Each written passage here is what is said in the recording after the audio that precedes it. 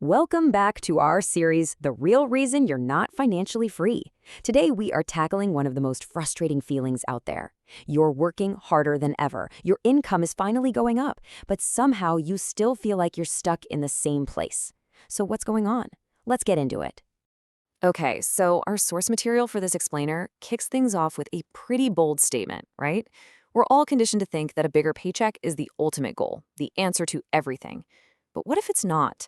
What if, in a strange way, it's just making the problem a little bit bigger? And yeah, here's the twist. For so many of us, more income just seems to lead to more complicated problems. Most of the advice out there is all about the earning part. Get that promotion, find a side hustle. And that's all good, but it's only half the story. And honestly, it's a dangerously incomplete half. So let me just ask you this. Does this sound familiar at all? That little voice in your head when you look at your pay stub and think, seriously, where is all this money actually going? If you've ever felt that, you're in good company. And that feeling, it's not really about how much you earn. It's about what happens to the money after it hits your account. This brings us right to our first big idea, your expanding lifestyle. This is where the money starts to vanish. And it doesn't happen with a big bang. It's more like a slow, quiet leak that starts the very second you get that awesome pay raise. What I love about this slide is how perfectly it maps out the emotional roller coaster, right? First, you get that amazing wave of relief. Ah, finally, some breathing room. Then, the subtle upgrades start creeping in. Maybe it's the fancier coffee or ordering dinner in a little more often.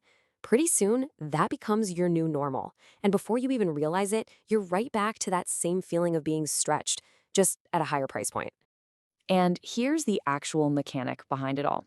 It's called lifestyle creep, and it's a super simple, totally predictable cycle. First, your spending just kind of naturally adjusts upward.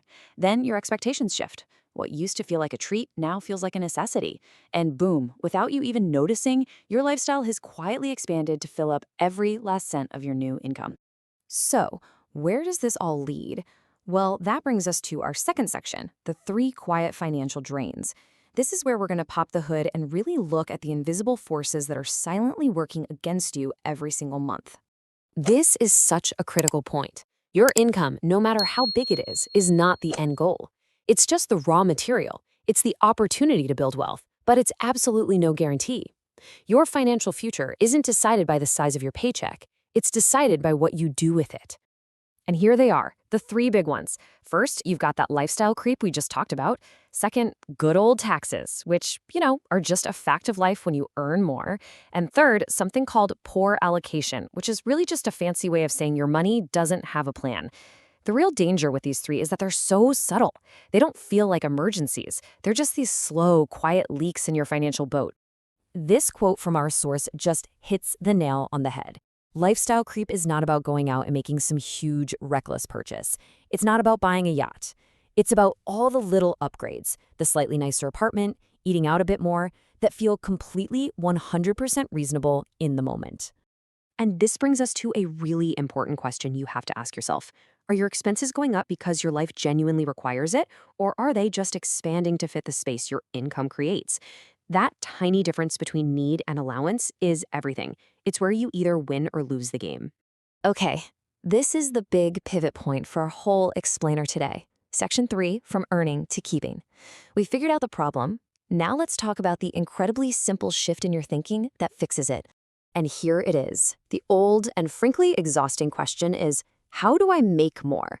The new, way more powerful question is, how do I keep more of what I'm already making? It's such a small change in wording, but it completely changes your entire approach to money. And that's really the secret. Real financial control doesn't start when you land that 6-figure job. It starts the moment you switch your focus from just getting more money in the door to being way more intentional about what happens to it once it's there. So how do we actually do that? Well, that leads us to our final section, building your financial structure. This is where we stop talking about ideas and start talking about a real, practical plan for giving your money a clear path forward. Let's just be honest for a second.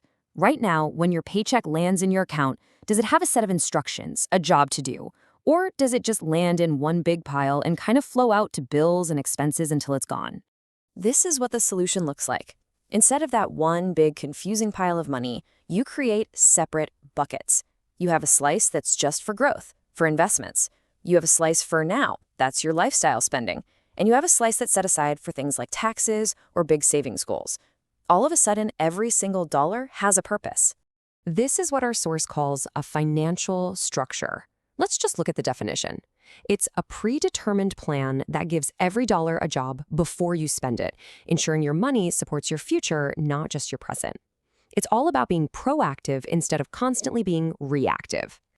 As we start to wrap this up, I really want this idea to stick with you. Financial freedom is not about the volume of cash that passes through your hands. It's about the direction you choose to send it in. And this quote?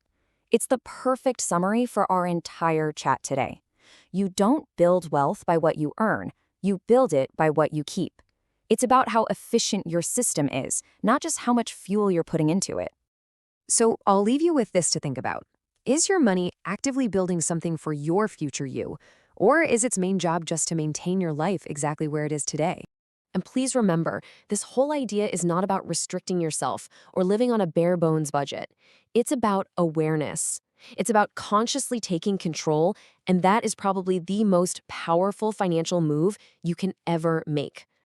So here it is, your final call to action. I want you to take a real, no-judgment look at your finances and ask this one simple question. What percentage of my income am I actually keeping and putting to work for my future?